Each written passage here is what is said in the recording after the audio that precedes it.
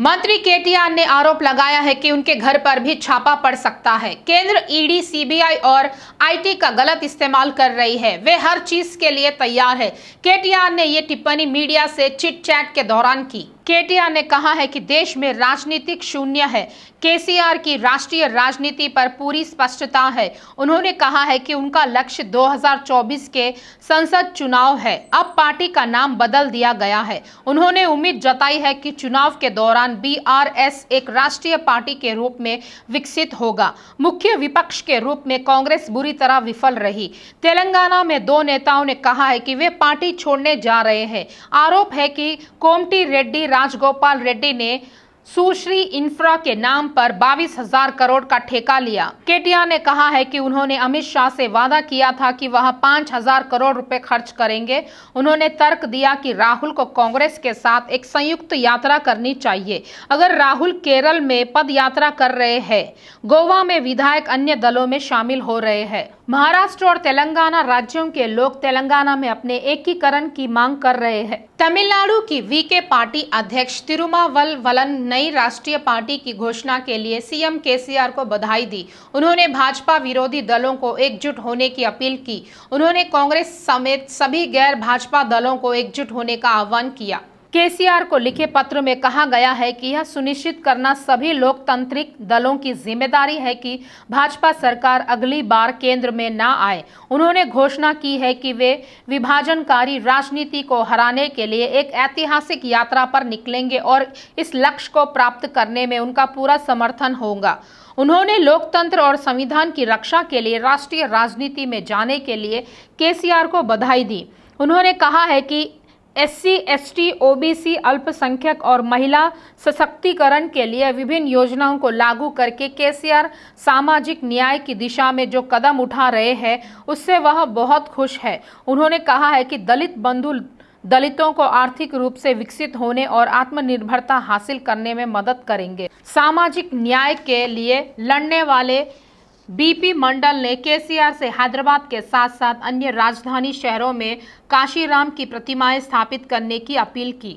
वाईएसआरटीपी अध्यक्ष वाईएस शर्मिला ने दिल्ली में सीबीआई अधिकारियों से मुलाकात की। उन्होंने तेलंगाना में परियोजनाओं के नाम पर भ्रष्टाचार की शिकायत की। शर्मिला ने शिकायत की है कि कालेश्वरम परियोजना के नाम पर लाखों करोड़ का भ्रष्टाचार किया गया। उन्होंने इस मामले की जांच करने के लिए सीबीआई अधिकारियों को एक ज्ञापन सौंपा। शर्मिला पिछले कुछ समय से टीआरएस विधायकों और केसीआर सरकार पर भ्रष्टाचार के आरोप लगा रही है। मार्च के दौरान शर्मिला ने टीआरएस सरकार में बड़े पैमाने पर भ्रष्टाचार की आलोचना की। तेलंगाना राष्ट्र समिति टीआरएस के अध्यक्ष और मुख्यमंत्री के चंद्रशेखर राव ने घोषणा की है कि मुनुगोडु उपचुनाव के लिए पूर्व विधायक के प्रभाकर रेड्डी पार्टी के उम्मीदवार होंगे। मुख्यमंत्री ने शुक्रवार सुबह विभिन्न सर्वेक्षण रिपोर्टों को ध्यान में रखते हुए यह घोषणा की। पार्टी के प्रवक्ताओं ने कहा है कि प्रभाकर रेड्डी अलग तेलंगाना के आंदोलन के दौरान सक्रिय थे और निर्वाचन क्षेत्र के लोगों के साथ सक्रिय रूप से जुड़े थे। प्रभाकर रेड्डी लिंगावारी गुडेम गांव के रहने वाले थे और उन्होंने अलग तेलंगाना आंदोलन में लोगों से शामिल होने के लिए केटी रामाराव द्वारा दिए गए आह्वान के जवाब में सरकारी नौकरी से इस्तीफा दे दिया था। उन्होंने 2003 में मुनुगोडु निर्वाचन क्षेत्र के प्रभारी के रूप में काम किया था। बाद में वे 2009 में महेश्वरम निर्वाचन क्षेत्र से विधानसभा के लिए चुने गए और 2014 में भी 2018 में उन्होंने मुनुगोडु से चुनाव लड़ा और एक कम बहुमत से हार गए। पिछले उपचुनाव के लिए आज से नामांकन की प्रक्रिया शुरू हो गई है। केंद्रीय चुनाव आयोग ने सोमवार को मुनुगोडु निर्वाचन क्षेत्र के लिए उपचुनाव कराने का कार्यक्रम जारी किया, जो विधायक कोमटी रेड्डी राजगोपाल रेड्डी के इस्तीफे के कारण यह चुनाव करना अनिवार्य था। इसीलिए आज से 14 तारीख तक नामांकन स्वीकार किए जाएंगे। इसी पृष्ठभूमि में नलगोंडा कलेक्टर विनय कृष्ण रेड्डी के नेतृत्व में अधिकारियों की बैठक हुई। विशेष डिप्टी कलेक्टर जगन्नाथ राव को रिटर्निंग ऑफिसर बनाया गया है। अधिकारियों ने कहा है कि उम्मीदवारों को चंदूर तहसीलदार के कार्यालय में नामांकन पत्र दाखिल करना है और उम्मीदवारों की शंकाओं को दूर करने के लिए एक हेल्प डेस्क भी स्थापित किया गया है। गांधी भवन में एआईसीसी संचार विभाग, टीपीसीसी सोशल मीडिया विभाग के प्रतिनिधियों और अधिकारियों की बैठक हुई। एआईसीसी सचिव नदीम जावेद, एआईसीसी मीडिया और प्रचार प्रभारी, एआईसीसी प्रवक्ता रमनी एआईसीसी प्रवक्ता अतुल लुंडे, अंशुमन पूर्व सचेतक एरावत्री, अनिल चमाला, किरण रेड्डी, सोशल मीडिया के अध्यक्ष मन्ने सतीश, पूर्व सांसद राजैया, मल्लू रवि और अन्य ने भाग लिया। भारत जोड़ो ने इस महीने के अंतिम सप्ताह में तेलंगाना में राहुल गांधी के मार्च की पृष्ठभूमि में मीडिया संचार अभियान के मुद्दों पर चर्चा की। मशहूर नेहरू जूलॉजिकल पार्क ने 59 साल पूरे कर अपने 60वें साल में प्रवेश कर लिया है। 68वें राष्ट्रीय वन्य जीवन सप्ताह के हिस्से के रूप में तेलंगाना वन्य जीव विभाग ने चिड़ियाघर में विशेष कार्यक्रम आयोजित किए। इस पार्क में 3 आकर्षण है। मुख्य वन अधिकारी वन बल के प्रमुख आर.एम. डोबरियाल ने दक्षिण अफ्रीका में पाई जाने वाली नेवला प्रजाति मीर कैट और दक्षिण अमेरिकी जंगलों में पाई जाने वाली एक छोटी बंदर प्रजाति मर्मोसेट के बाड़ों का उद्घाटन किया। शहर के उपनगरों में कई रेलवे स्टेशन है। दूर जाने वाली ट्रेनें अगर उन स्टेशनों पर रुकती है तो हजारों यात्रियों को सहूलत होंगी, लेकिन शहर के छोटे स्टेशनों में ट्रेनें नहीं रुकने से रही है। यात्री मुख्य स्टेशनों पर जा रहे हैं और वहां दबाव बढ़ रहा है। ट्विन सिटीज पैसेंजर एसोसिएशन के महासचिव नूर मोहम्मद ने कहा है कि उन्हें समझ में नहीं आ रहा है कि हाईटेक सिटी रेलवे स्टेशन पर लंबी दूरी की ट्रेनों को क्यों रोका जाता है, जो आईटी कॉरिडोर के पास स्थित है। मलकाजगिरी और मोलाली स्टेशनों पर भी यही स्थिति है। गौतमी एक्सप्रेस पहले सिकंदराबाद से चलती थी। वह train Lingampally railway station yard में रुकती थी। अब वह ट्रेन लिंगमपल्ली से चलने लगी। जैसे ही यह लिंगमपल्ली और बेगमपेट में रुकता है, आधे यात्री इन 2 स्टेशनों पर चढ़ते हैं। विशाखा काकीनाडा जन्मभूमि इंटरसिटी एक्सप्रेस का भी यही हाल है। अब वे लिंगमपल्ली और बेगमपेट में रुकते हैं और कई लोग इन स्टेशनों पर पिकअप करते हैं। इन शर्तों के तहत इनमें से आधे से अधिक ट्रेनें विकाराबाद यार्ड में रुकती है। 4 और ट्रेनें भी विकाराबाद यार्ड में रुक रही है। करीब 9 ट्रेनें विकाराबाद जा रही है और वहीं से शुरू हो रही है। यदि इन ट्रेनों में विकाराबाद से ही यात्रियों को चढ़ने की सुविधा दी जाती है तो उपनगरों में कई लोग एमएमटीएस की कमी के बिना यात्रा कर सकते हैं। कोरोना महामारी से लगभग सभी सेक्टर प्रभावित हुए हैं, लेकिन आईटी सेक्टर को खासा फायदा हुआ है। बता दें कि इसका मुख्य कारण यह है कि लॉकडाउन की वजह से सारा काम घर से ही करना पड़ रहा है और बच्चों की पढ़ाई भी ऑनलाइन हो रही है। पूरी दुनिया में पढ़ाई, ऑफिस का काम, बिजनेस सब कुछ ऑनलाइन करना पड़ता है। आईटी सेवाओं की मांग भी बढ़ गई है। कोरोना महामारी से लगभग सभी सेक्टर प्रभावित हुए हैं, लेकिन आईटी सेक्टर को खासा फायदा हुआ है। बता दें कि इसका मुख्य कारण यह है कि लॉकडाउन की वजह से सारा काम घर से ही करना पड़ रहा है और बच्चों की पढ़ाई भी ऑनलाइन हो रही है। पूरी दुनिया में पढ़ाई, ऑफिस का काम, बिजनेस सब कुछ ऑनलाइन करना पड़ता है। आईटी सेवाओं की मांग भी बढ़ गई है। राजेंद्र नगर विधानसभा क्षेत्र के बंडलागुड़ा जागीर में हुए सड़क हादसे में महिला की मौत हो गई, जबकि उसका पति गंभीर रूप से घायल हो गया। उसे पास के एक अस्पताल में भर्ती कराया गया है। वायस सन सिटी में आर्मी स्कूल के पास फुटओवर ब्रिज के पास आरटीसी बस चालक बस पर नियंत्रण खो दिया और बगल में जा रहे एक्टिवा वाहन को टक्कर मार दी। इस घटना में एक्टिवा पर सवार महिला की घटनास्थल पर ही मौत हो गई। दोनों नागरेड्डीगुड़ा मोइनाबाद मंडल क्षेत्र के रहने वाले थे। महिला के शव को उस्मानिया मुर्दाघर ले जाया गया। गंभीर रूप से घायल उसके पति अनिल कुमार गौड़ की हालत भी नाजुक बताई जा रही है। बुधवार की रात दुर्गा प्रतिमा के विसर्जन के लिए गए 23 वर्षीय युवक की हिमायत सागर में डूबने से दर्दनाक घटना हुई। पुलिस के मुताबिक राजेंद्र नगर निवासी श्रीकांत बीती रात अपने दोस्तों के साथ दुर्गा प्रतिमा विसर्जन के लिए हिमायत सागर गया था। हालांकि वह फिसल गया और जलाशय में डूब गया। उसके दोस्तों ने उसे बचाने की कोशिश की, लेकिन कोई फायदा नहीं हुआ। सूचना पर पुलिस मौके पर पहुंची और विशेषज्ञ तैराकों की मदद से शव को जलाशय से निकालने का प्रयास कर रही है। ईडी दिल्ली के डिप्टी सीएम सिसोदिया के मुख्य अनुयायी के घर पर छापा मारा। दिनेश अरोड़ा के घर, ऑफिस और दोस्तों के घर की तलाशी ली जा रही है। ईडी अधिकारियों ने पाया है कि दिनेश अरोड़ा के खाते में करोड़ों रुपए की नकदी है। यह पाया गया है कि राधाकृष्ण इंडस्ट्रीज के माध्यम से दिनेश अरोड़ा के यूको बैंक के खातों में पैसा ट्रांसफर किया गया था। समीर महेंद्र ने रुपए ट्रांसफर किए थे। सीबीआई पहले ही दिनेश अरोड़ा के खिलाफ मामला दर्ज कर चुकी है। ईडी ने पाया है कि दिनेश अरोड़ा ने मनीष सिसोदिया को पैसे दिए थे। ईडी ने पाया कि समीर महेंद्र, अर्जुन पांडे, विजय नायर और रामचंद्र पिल्लई को 5 करोड़ रुपए ट्रांसफर किए गए। ईडी समीर महेंद्र के बयान के बाद तलाशी ले रही है, जो ईडी की हिरासत में है। ईडी के अधिकारी हैदराबाद में 2 जगहों पर छापेमारी कर रहे हैं। पता चला है कि दिल्ली शराब घोटाला मामले में ईडी फिर एक बार जांच करेगी। दिल्ली, पंजाब और हैदराबाद में करीब 35 जगहों पर तलाशी ली जा रही है।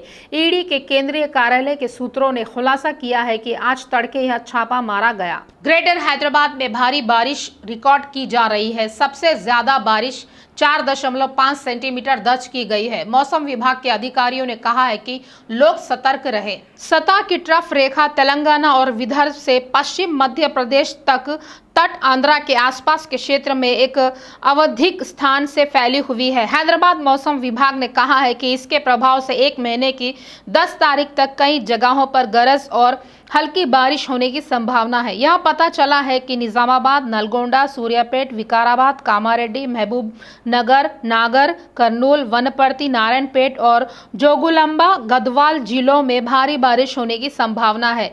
इसने इन जिलों के लोगों को सतर्क रहने की सलाह दी।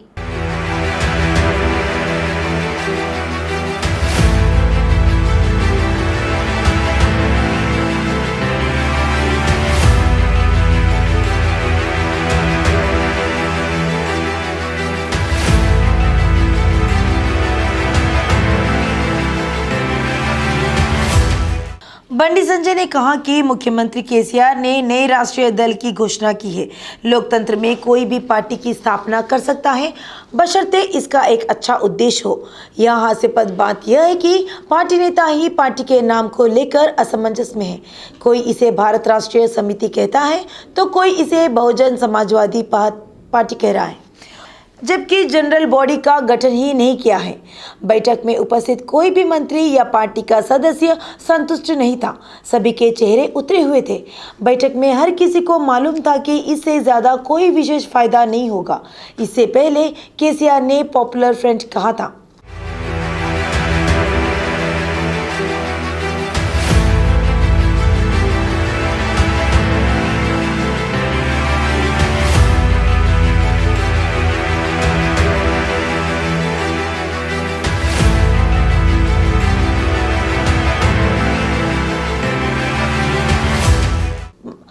मालूम हो कि हाल में पीएफ पर प्रतिबंध लगा दिया गया था। शायद पॉपुलर फ्रंट और प्रतिबंधित पीएफ का कोई करीबी संबंध रहा हो। केसीआर ने कई बार दिल्ली जाने और देश की राजनीति को आमूलचूल परिवर्तन करने की बात कही थी। इसके लिए हेलीकॉप्टर बुक करने और पूरे देश का दौरा करने की बात कही थी। बाद में हेलीकॉप्टर खरीदने की बात कही थी। देश में केवल 2 ही ऐसे लोग हैं जो हेलीकॉप्टर खरीदने की बात कह रहे हैं। इनमें से एक केसीआर और दूसरे के पॉल है। पार्टी का ना कोई झंडा है और ना ही कोई एजेंडा।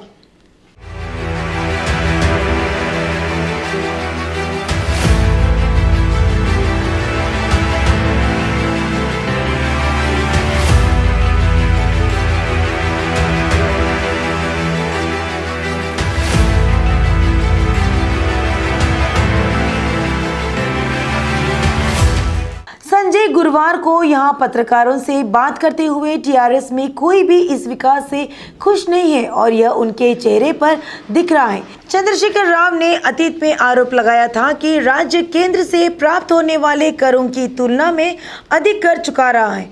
अब उन्हें स्पष्ट करें कि वह राष्ट्रीय राजस्व संस्थानों से तेलंगाना में कितना लाएंगे।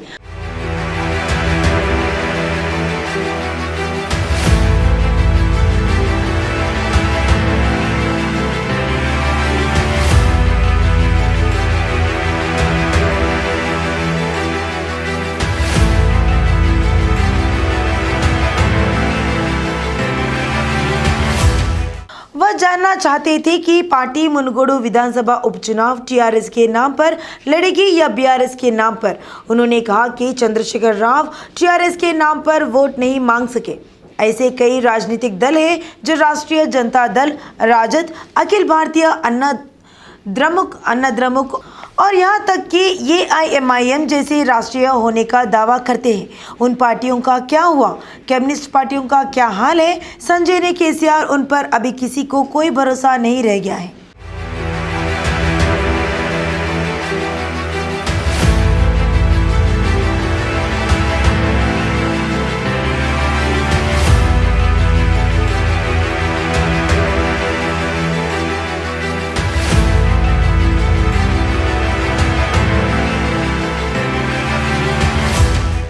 चंद्रशेखर राव और जो लोग टीआरएस का नाम बदलकर बीआरएस करने के समारोह में शामिल हुए थे, वे या तो राजनीतिक रूप से बेरोजगार थे या अपने राज्यों में जनता का समर्थन खो चुके थे।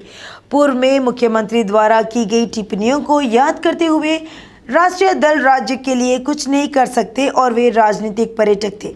भाजपा अध्यक्ष ने तब पूछा कि राष्ट्रीय पार्टी की स्थापना क्यों की गई थी। उन्होंने कहा कि बीआरएस की स्थापना का उद्देश्य पार्टी के कार्यकारी अध्यक्ष के तारक रामाराव को मुख्यमंत्री बनाना है। इसी कारण मुख्यमंत्री केसीआर ने नए राष्ट्रीय दल की घोषणा की है। केसीआर दावा कर रहे हैं कि सरकार ने दलित बंधु को 8.4 लाख परिवारों तक पहुंचाया गया था। श्री संजय ने लाभार्थियों की सूची जारी करने की मांग की।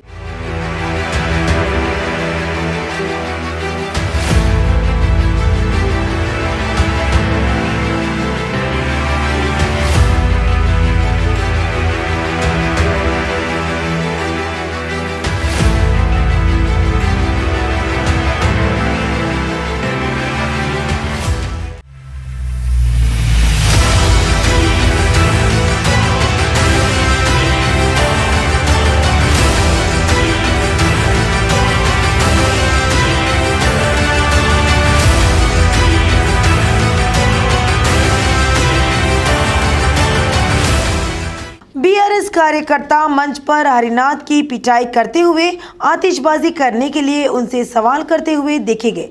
एक कार्यकर्ता को हरिनाथ से पूछते हुए सुना गया, तो क्या हुआ अगर बारिश हुई? आतिशबाजी ना होती तो कोई बात नहीं। आखिरकार मंत्री श्रीनिवास गौड़ बीच बचाव करते नजर आए। उन्होंने माइक पकड़कर निर्देश दिया कि दमकल की गाड़ियों तैयार रखनी चाहिए। रिपोर्टरों के अनुसार घटना को फिल्माने वाले मीडिया कर्मियों को घटना का रिकॉर्ड नहीं करने के लिए कहा गया था और मंच के पास मौजूदा मीडिया कर्मियों को पुलिस ने पद छोड़ने के लिए कहा था।